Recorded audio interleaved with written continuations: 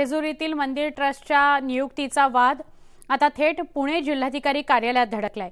जेजुरीच्या मार्तंड देवस्थान ट्रस्टवर सरकारने फक्त एका विशिष्ट विचारसरणीचीच नाही तर थेट गुन्हेगारी पार्श्वभूमी असलेलीच मंडळ नियुक्ती केली आहे, असा गंभीर आरोप जेजुरीच्या ग्रामस्थांनी केलाय।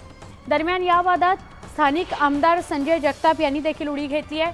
ग्रामस्थांबरोबर त्यांनीही वादग्रस्त ट्रस्टची नियुक्ती रद्द करण्याची मागणी केली आहे।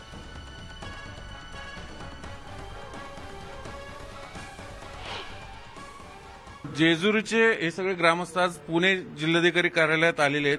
त्यांचं म्हणणं आहे की जेजुरीचे जे ट्रस्ट आहे त्याचे धर्मादाय आयुक्तांनी जे 5 ट्रस्टी नेमलेले आहेत, 7 ट्रस्टी ते सगळे नियमबाह्य आहेत। काय तुमचा आरोप आहे? बेसिकली आमचं स्थानिक लोकांना अजिबात त्यात प्राधान्य दिलेलं नाही आणि दुसरं जे काय ज्याच्यातली माहिती आहे लोकांना की जी आता समजा अचानक काय तिथं जेजुरीत काय दुर्घटना घडली समजा यात्रेच्या वेळेस, ते बाहेरचे लोक कधी पोहोचणार तिथं, हा आमचा मुख्य प्रश्न आहे। आणि त्याच्यानंतर दुसरं की तिथं जे काय आमची पालखी सोहळा असतो, इतर जे काय आमची मंडळी रोजची सेवा करणारी काय जे असतील इतर आमची मंडळी, त्यांना अजिबात स्थान नाही।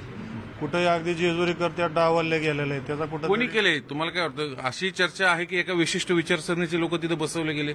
नाही, असं काय नाही, पण त्यातल्या त्यात त्यांनी आमच्या गावचा विचार करावा। आम्हाला बाकी कोणाला काय बोलायचं नाही, फक्त आमचा विचार व्हावा जेजुरीकरांचा। जर जेजुरीतले प्रॉपर 7 पैकी जर कमीत कमी 4 ते 5 जण बसवले असते तरी आम्हाला हा रोष उत्पन्न झाला नसता। अख्खी जेजुरी आज कमीत कमी 5वा-6वा दिवस आहे की उपोषण चालू आहे। आज आम्ही माननीय कलेक्टर साहेबांना पत्र देण्यासाठी, निवेदन देण्यासाठी आलो आहोत की तुम्ही अशा पद्धतीने राजकीय प्रभाव नाही नियुक्ती झाल्या नाही, आता राजकीय पद्धतीने नियुक्ती राजकीय पद्धतीने नियुक्त्या नाही झालेल्या। धर्मादाय आयुक्तांनी ज्या नियुक्त्या केलेल्या आहेत त्या ग्रामस्थांचा त्याच्यावरती पूर्ण निषेध आहे। नियुक्त्या शासनाच्याच दडपणाखाली झाल्याचा गंभीर आरोप होतोय। शासनाला याची दखल घ्यावीच लागेल, अन्यथा हे आंदोलन यांचा आणखीन प्रक्षोभक होऊ शकतो। व्हिडिओ जर्नलिस्ट गणेश कदमसह चंद्रांत पुंदे, न्यूज 18 लोकमत, पुणे।